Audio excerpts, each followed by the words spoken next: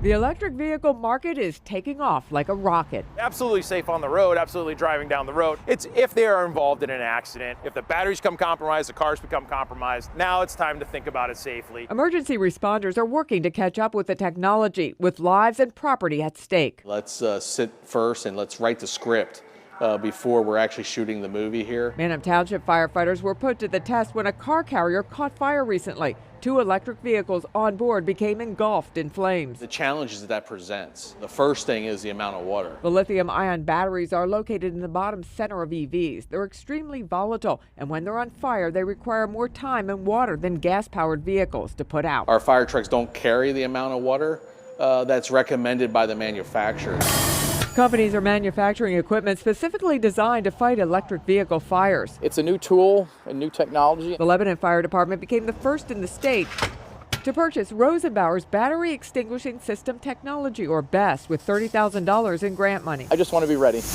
Firefighters demonstrate how it works on a non-electric vehicle. It's unique and the only thing of its kind right now, where it punctures the bottom of an EV or into the battery to extinguish the fire and stop the thermal runaway. This technology uses only hundreds of gallons of water, not thousands used with traditional fire equipment. But there are concerns about the potential risk when the lance punctures the battery. And I would agree that there's probably some risk, but I also, in our research, the Volkswagen factory in Germany, they have 15 of them.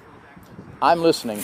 Another issue, the chemicals in the batteries can reignite days after being involved in fires and accidents. A week to 45 days afterwards, a vehicle can still catch fire, an electric vehicle can still catch fire. We were at Wayne's Towing when workers covered this damaged EV with a fire blanket. If it was to catch fire, the fire would remain underneath that fire blanket there and would not spread over to the other cars. Tow truck operators use another means of keeping vehicles such as the EVs in the Manheim fire safe and isolated. The electric vehicles were placed in these metal containers called roll-off dumpsters. They'll contain the spread of any fire should the EVs reignite. What plan of attack that we're going to execute, having eyes on every corner of the vehicle as you transport. Emergency responders are adding up the safety cost How much more can we take? and researching what's best for them. Trying to figure out what is the best solution for our municipality, for the County of Lancaster, so that we spend our money wisely. So it's a big issue, though. It is a very big issue. But the clock is ticking. We got to be ready for when that call comes in. Barbara Barr, WGAL News 8.